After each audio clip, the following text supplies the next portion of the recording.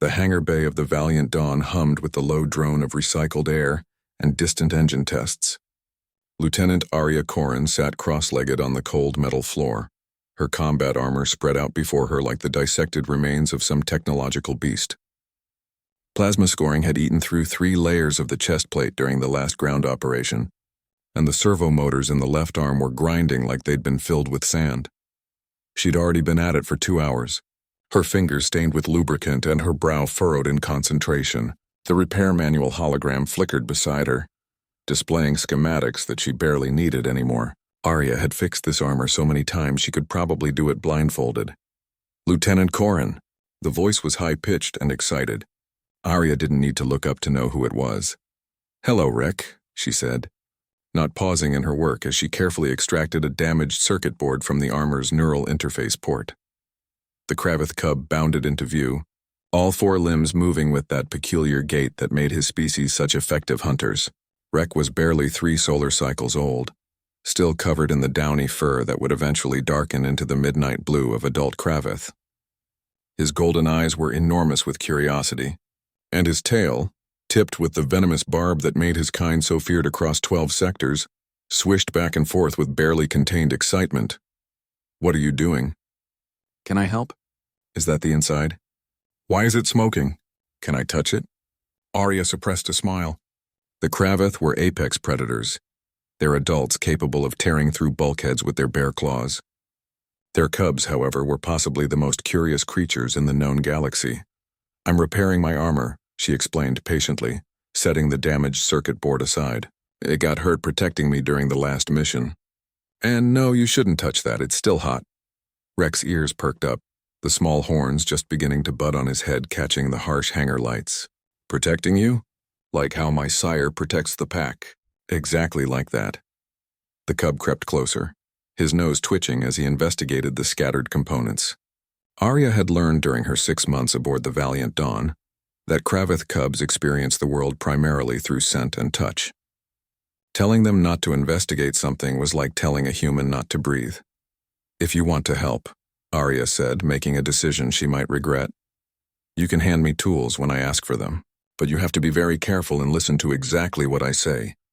Rek's entire body vibrated with excitement. "Yes, yes!" "I will be the best helper. The most careful." Arya pointed to her toolkit. "See that silver thing that looks like a claw? That's a torque wrench.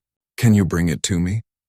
The cub dove toward the toolkit with such enthusiasm that he overshot and tumbled past it, his small body rolling twice before he corrected himself. Arya bit her lip to keep from laughing. Rek returned moments later, the wrench gripped carefully in his mouth. "Thank you," Arya said, taking it from him. That was perfect. For the next 20 minutes, Rek proved to be a surprisingly helpful assistant. He fetched tools, held small components while Arya worked, and asked a constant stream of questions that she answered with the patience that had made her legendary among the crew. "Why do humans wear armor? Kravith have fur and scales." "Because humans are soft," Arya explained, testing the repaired servo motor. "We don't have natural weapons or thick hides. We have to build our protection. That sounds hard." "It is. But it also means we can change our protection to fit what we need. Your scales are always the same. My armor can be different for different jobs." Rek considered this, his head tilting in that distinctly alien gesture of contemplation. "Humans are clever. We try to be." Then disaster struck, as Arya had known it eventually would. She'd been working on reattaching the chest plate when Rek, overcome with curiosity about the armor's interior, squeezed his small body directly into the chest cavity. "Rek, no." Too late. The cub was inside, his muffled voice echoing from within the armor. "It's so dark in here. How do you see? What's this button do? Oh, there are so many."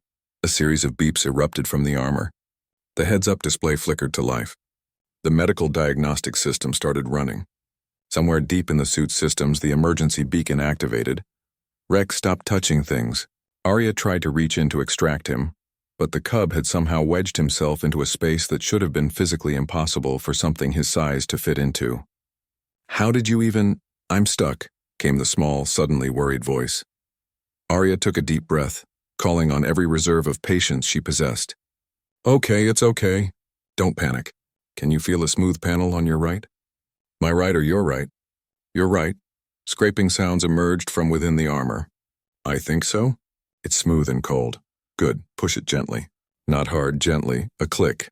The armor's emergency release system engaged, and the chest plate separated into sections. Rek tumbled out in a shower of fur and flailing limbs, landing directly in Arya's lap. For a moment, they both sat there, the cub looking up at her with wide, apologetic eyes. I'm sorry, Lieutenant Corrin. I wanted to help. Arya looked at her armor, which was now in worse condition than when she'd started. The diagnostic system was stuck in a loop. 3 new warning lights blinked on the display, and somehow, impossibly, there was fur in the air filtration system. She should have been angry. Any reasonable person would have been. Instead, she found herself laughing, scratching Rek behind his ears the way she'd learned he liked. You did help, Rek. You helped me remember that some things are more important than armor. Like what?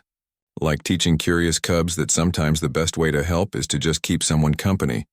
Rek's tail wagged, the venomous tip carefully controlled even at his young age. Can I still watch you work? Of course, Arya said, setting him down beside her.